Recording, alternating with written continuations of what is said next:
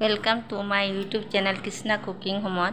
আজি মই এটা বহুত ধুনিয়া ভাল এটা টেস্টি জুতি লগা ৰেচিপি এটা লৈ আহিছো বৰিয়লি মাছ আৰু বেঙেনা দি বনোৱা এটা কাৰি সবজি ইয়াত মই সৰু সৰু বৰিয়লি মাছ বুলি কয় আপোনালোকে কি কয় এটো মাছক কমেন্ট বক্সত জনাব আমাৰ ইয়াতো বৰিয়লি মাছ বুলি কয় সৰু সৰু বৰিয়লি মাছ মই অলপ কম তেলতে ভাজি লৈছো কিয়নো বেছি তেলত ভাজিলে কৰকৰীয়া হৈ যাব অলপ কম ভাজিব লাগে অলপ কম ভাজিলে মাছৰ এই আঞ্জাটো খুব ভাল লাগে খাই আজি মই এই ৰেচিপিটো বনাব লৈছো আৰু আপোনালোকৰ আগত শেয়াৰ কৰিব লৈছো ইয়াত মই এবোৰ হিপিটি কৰি আটাকে ভাজি লৈছো খুব এটা কৰকৰীয়া কৰিব নালাগে বেছি তেলত দিলে কৰকৰীয়া হৈ যাব বুলি মই অলপ তেলত দিয়ে ভাজি লৈছো আৰু এতিয়া মই এখিনি উঠাই লৈছো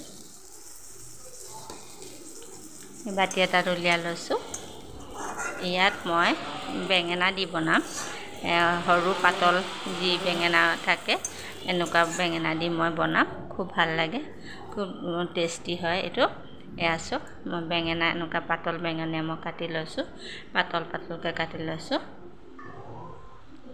বেঙেনা এটা হাফ কৰি মাজতে দুভাগ কৰিলেই হ'ব এনেদৰে দুভাগ কৰি মই পাতলকে বনাই লম কাটি লম ইয়াত মই দুটা বেঙেনা কাটি লৈছো দুটা কি তিনটা বেঙেনা কাটি ললো হ'ব আৰু মই এনেদৰে টুকুৰা কৰি কাটি লৈছো পাতলকে এই বেঙেনাটো খাই খুব ভাল লাগে ইয়াত অলপো পোকে ধৰা নাই পুৰা মিহি ধুনিয়া একদম কোমল আৰু ইয়াত গুটিও নাই খুব ভাল আমাৰ ইয়াত বেঙেনাবোৰ খুব ভাল পোৱা যায় আৰু কাটিলে গুটিও নোলায় খুব ভাল বেঙেনাবোৰ সব ইমান ধুনিয়া বগা বেঙেনাবোৰ এনেদৰে মই দুটামান বেঙেনা কাটি লৈছো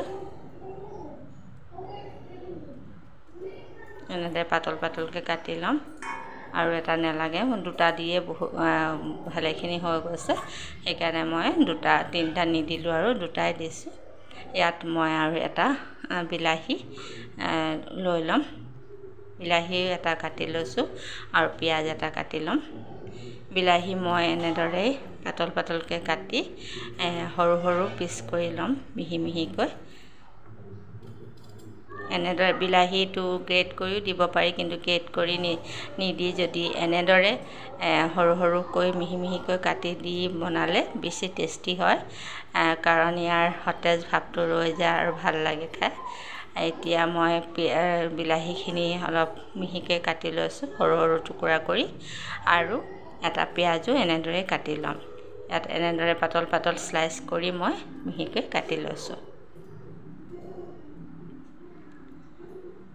বিলাহীটো বহুত মানে সতেজ হৈ আছে এনেদৰে বিলাহী সতেজ অৱস্থাত গ্ৰেট নকৰিলেও হয় ধুনিয়াকে মিহিকৈ কাটি ললো ভাল লাগে খাই আৰু ইয়াত মই এটা পিয়াজো দি লৈছো পিয়াজটো মই এনেকে টুকুৰাকৈ সৰু মিহিকৈ কাটি লম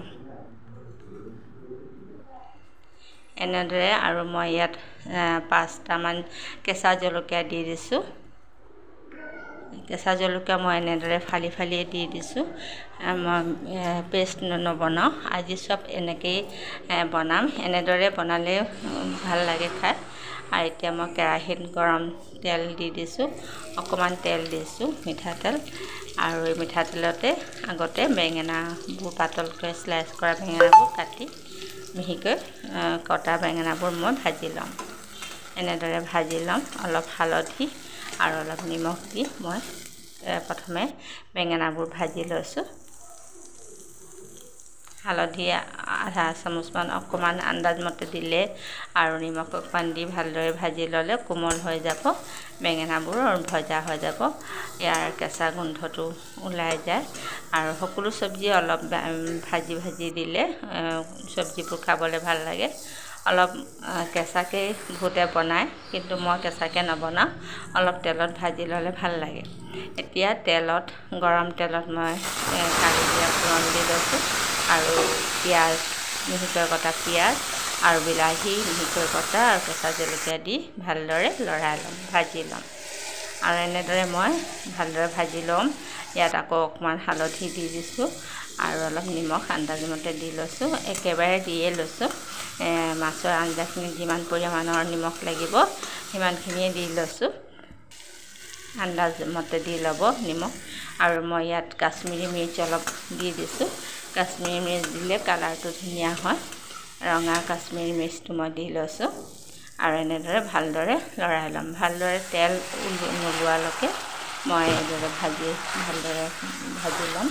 আৰু অলপ পানী দি লৈছোঁ, কিয়নো কেৰাহীত লাগি যোৱাৰ ভয় থাকে।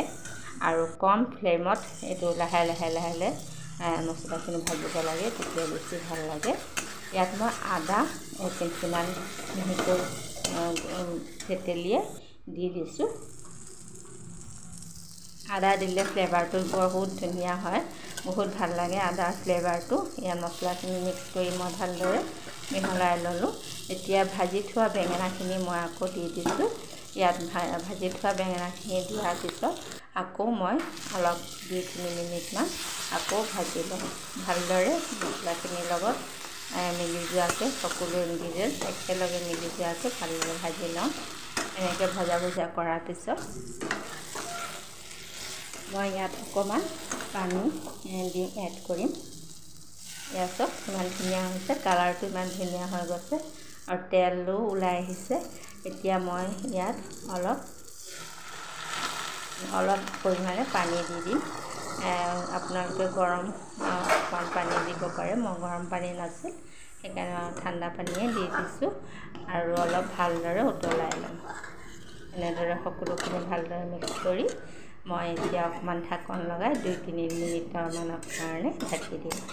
আৰু ঢাকি দিয়াৰ পিছত অলপ বেঙেনাবোৰো কোমল হৈ যাব আৰু তেলৰ জোলটো উতলি আহিব। আৰু এনেদৰে মই অলপ 2-3 মিনিটমানৰ কাৰণে ঢাকন দি থৈ দিছিলোঁ। এতিয়া চাওক ইমান ধুনীয়া কালাৰ আহি পৰিছে, খুব ধুনীয়া হৈছে ৰংটো। এতিয়া মই এইখিনিতে মাছবোৰ ভাজি থৈছিলোঁ যে মাছবোৰ দি দিছোঁ। আৰু বেছি ইয়াত গ্ৰেভিটো বেছি পাতল নকৰোঁ, অলপ ঘনকৈ থ'ম, কাৰণ এনেকৈ ঘনকৈ থ'লে ভাল লাগে খাই, আৰু বেছি পাতল কৰিলে ভাল নালাগিব। আৰু এইটো গ্ৰেভি, এইটো মাছৰ কাৰী এনেদৰে বনাই খাই চাবচোন, খুব ভাল লাগে। গৰম ভাতৰ লগত খুব টেষ্টি হয়। ইয়াত বেছি ঝেমেলাও কৰিব নালাগে, পেষ্ট কৰিব নালাগে, একো কৰিব নালাগে। ধুনীয়াকৈ মিহিকৈ কাটি মেলি এনেদৰে সহজ পদ্ধতিৰে বনাই চাব। আৰু এতিয়া মই 2-3 মিনিটমানৰ কাৰণে মাছখিনি দিয়াৰ পিছত অলপ ঢাকি দিছিলোঁ। ঢাকি দিয়াৰ পিছত উঠাই চাওক ইমান ধুনীয়া কালাৰটো আহিছে আৰু তেলবোৰো ওলাই পৰিছে ওপৰত। এতিয়া হৈয়ে গৈছে প্ৰায়, বেছি টাইমো নালাগে, বেছি টাইমৰ প্ৰয়োজনো নাই। এইটো ৰেচিপি খুব ভাল, সহজ পদ্ধতিৰে, সহজ উপায়েৰে এইটো মাছৰ আঞ্জা খাই চাবচোন, কেনেকুৱা পালে জনাব। আপোনালোকেও মোৰ এই পদ্ধতি ব্যৱহাৰ কৰি বনাই চাব, খুব ভাল লাগে। গৰম ভাতৰ লগত এক থাল ভাত খাব পাৰিব। আৰু আজিলৈ ইমানেই। আকৌ এটা নতুন ভিডিঅ' লৈ আপোনালোকৰ আগত প্ৰস্তুত কৰিম। আৰু মোৰ এই ৰেচিপিবোৰ চাই আপোনালোকে কেনে পালে কমেণ্ট বক্সত জনাব। আজিলৈ ইমানেই, নমস্কাৰ।